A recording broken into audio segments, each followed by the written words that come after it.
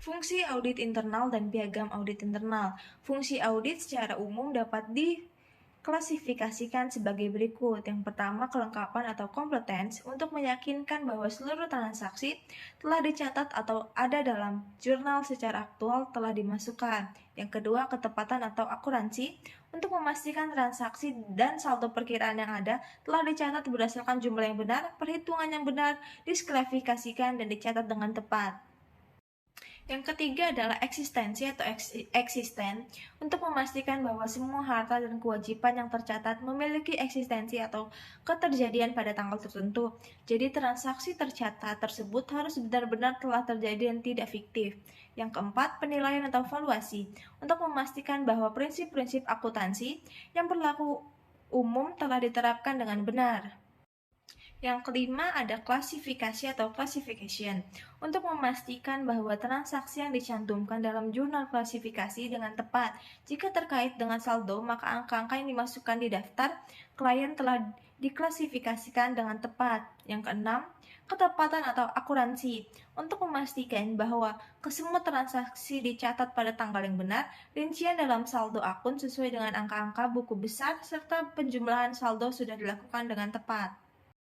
Yang ketujuh ada pisah batas atau cut off untuk memastikan bahwa transaksi-transaksi yang dekat tanggal neraca dicatat dalam periode yang tepat. Transaksi yang mungkin sekali salah saja adalah transaksi yang dicatat menjadi akhir satu periode akuntansi. Dan yang kedelapan, pengungkapan atau disclosure untuk meyakinkan bahwa saldo akun dan persyaratan pengungkapan yang berkaitan telah disajikan dengan wajar dalam laporan keuangan dan dijelaskan dengan wajar dalam isi dan catatan kaki laporan tersebut. Piagam audit internal adalah dokumen formal yang menyatakan tujuan, wewenang, dan tanggung jawab kegiatan audit internal dalam suatu organisasi.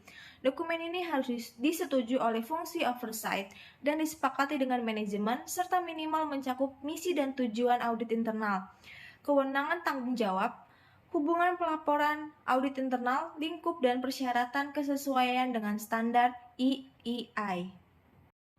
Standar Audit Institute of Internal Auditors atau EEI mengatur perlunya piagam audit inter dalam memastikan independensi dan efektivitas audit internal. Piagam ini berfungsi sebagai pedoman tata kelola audit inter secara konsisten. Piagam audit inter sebagai mandat akan sangat mempengaruhi alokasi sumber daya audit inter.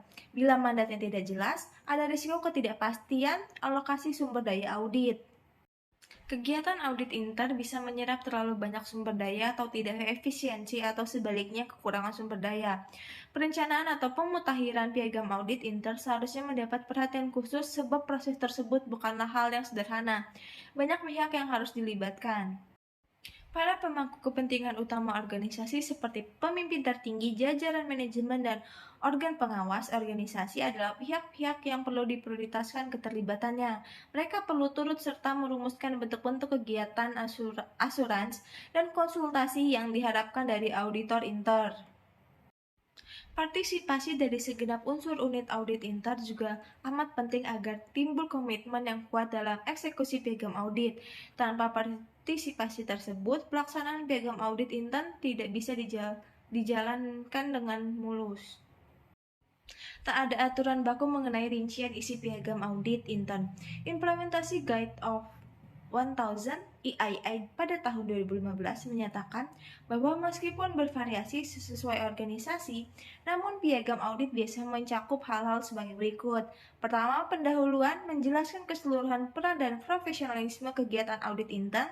Yang kedua, kewenangan mengatur hak akses penuh audit intern terhadap catatan, aset fisik, dan personil termaksud pernyataan tanggung jawab dalam hal keamanan dan kerahasiaannya. Ketiga, struktur organisasi dan pelaporan menjelaskan struktur pelaporan dan tanggung jawab fungsional audit intern.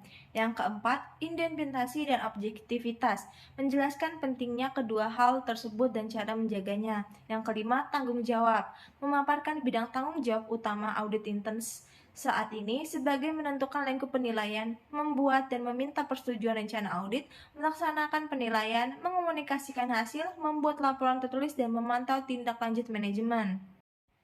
Keenam, peningkatan dan penjaminan kualitas, menjelaskan ekspektasi dalam penjagaan, evaluasi, dan kualitas yang mencakup seluruh aspek kegiatan audit intern.